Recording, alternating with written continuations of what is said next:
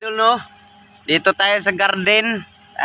Maaga tayong nagpunta dito dahil gusto ko mga idol na hukayin tong ating tanim kasi may ano na siya, namulaklak na siya mga idol.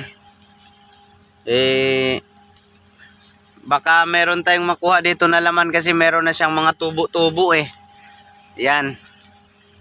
Alam nyo mga idol, yung ano dito, yung tawag dito sa iba is karlang. Sa amin mga idol, ang tawag dito is bisol. Iba naman tawag nila gabi. So itry natin na ukayin kung meron bang laman. Yan. Kasi kung meron mga idol, gulayin natin. Dati doon sa lola ko, sa amin, sa mga tinaniman ng lola ko sa Nyugan, mga malalaki ang puno nito mga idol. Dito kasi tinataniman ko, ito lang maliliit. Yung iba pa doon, andun yung iba tinanim ko. Ito maliliit dito ang puno. Parang ayaw siyang ano. Pero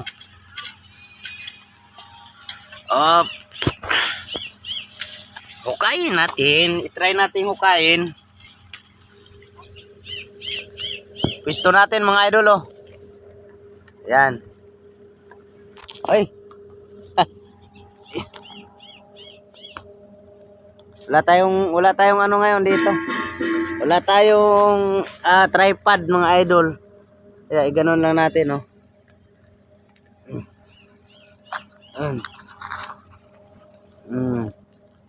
Pwesto.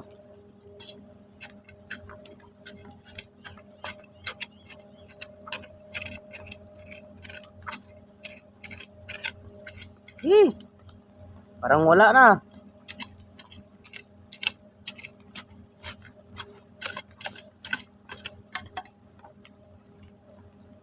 Parang tumubo na.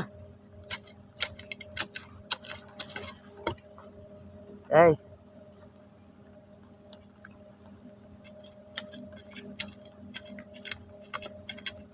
Liliit pa. Sayang.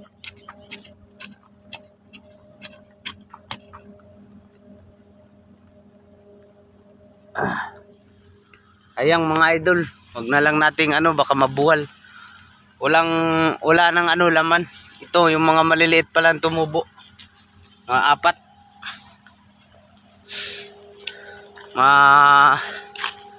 Mabuwal, baka maano pa. Di na lang natin ituloy. Tumubo na yung mga ano niya supling niya. Ulan.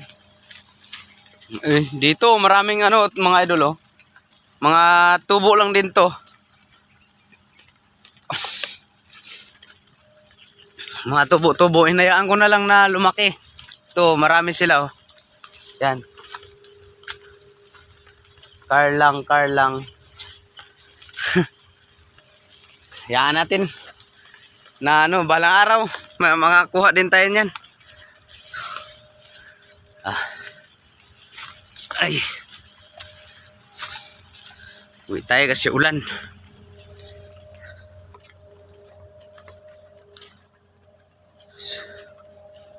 Yung kamuti natin, magtatanim na naman tayo ng bagong kamuti dito na ano na. So yun lang muna mga idol.